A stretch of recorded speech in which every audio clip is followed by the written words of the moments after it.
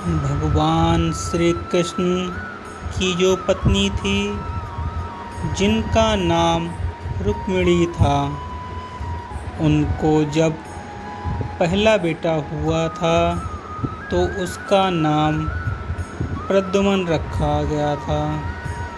और प्रद्युम्न के जन्म के 10 दिन पश्चात ही प्रद्युम्न का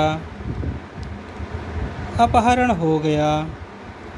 प्रद्युम्न के अपहरण के कारण रुक्मिणी नाराज और उदास रहने लगी। क्या हो गया? भगवान श्री कृष्ण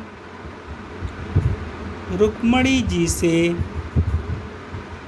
कहते थे कि चिंता मत करो,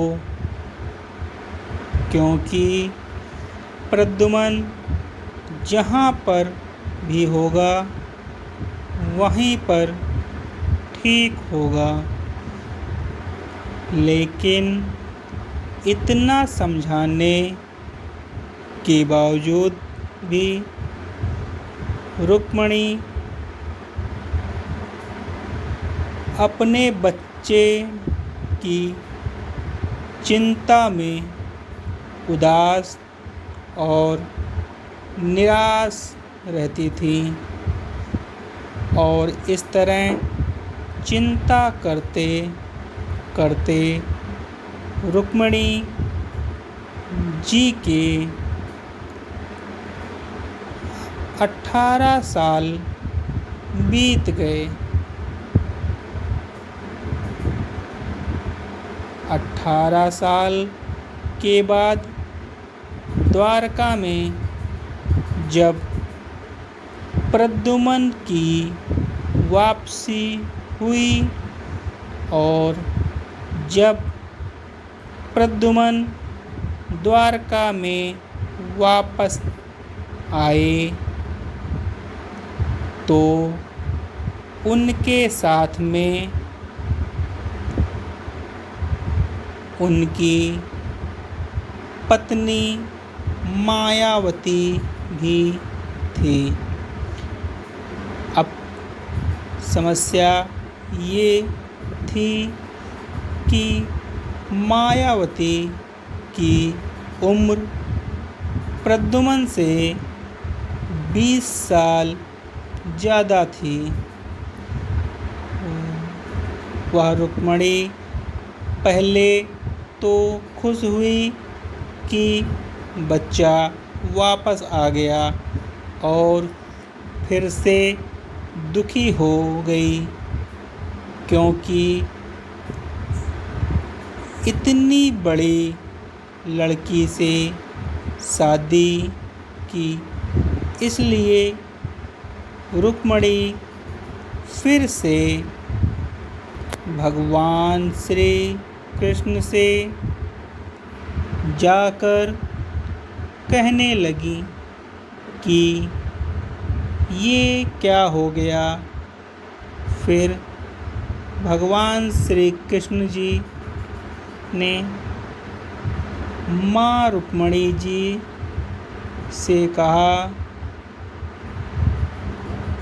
कि जो हो गया है उसको स्वीकार कर लो और आगे बढ़ो और चिंता मत करो। लेकिन माँ रुक्मिणी ये कह रही थी कि बड़ी लड़की से शादी क्यों कर ली, और ये ही लड़की मिली थी क्या? और इस बात को स्वीकार नहीं कर पा रही थी। इसके कारण 8 साल तक माँ रुक्मिणी जी दुखी और निराश रही और 8 साल के बाद रुक्मिणी जी ने ये स्वीकार कर लिया कि प्रद्युम्न ने जो यह शादी करी थी वो ठीक है और इसके लिए ज़्यादा चिंता करने की ज़रूरत नहीं है और उस शादी को उन्होंने स्वीकार कर लिया। दोस्तों, एक तरीके से माँ रुक्मिणी जी ने अपने ज़िंदगी के 26 साल उदासी में बिता दिए। इस कहानी को ख़त्म करते हुए वो लड़का अपने दोस्त से बोला कि मैंने अब स्वीकार करना सीख लिया हुआ है, क्योंकि भगवान श्री कृष्ण जी कहते हैं कि जो हो रहा है उसे स्वीकार कर लो। जिंदगी अपने आप सहज हो जाएगी। दोस्तों, ये छोटी सी कहानी जो हमें 2 बड़ी बातें सिखाती है।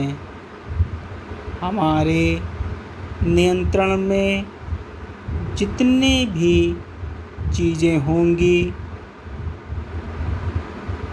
उन चीज़ों पर तो हमें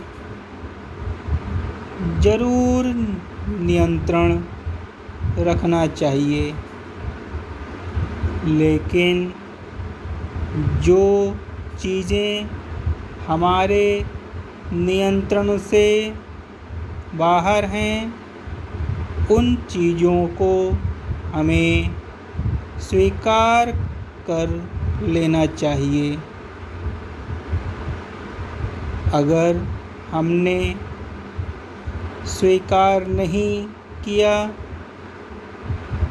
तो हमें भी माँ रुक्मिणी की तरह बहुत सालों तक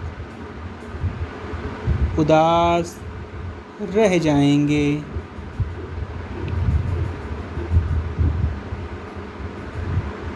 जय श्री कृष्ण। राधे राधे। बोलिए श्री कृष्ण भगवान की जय।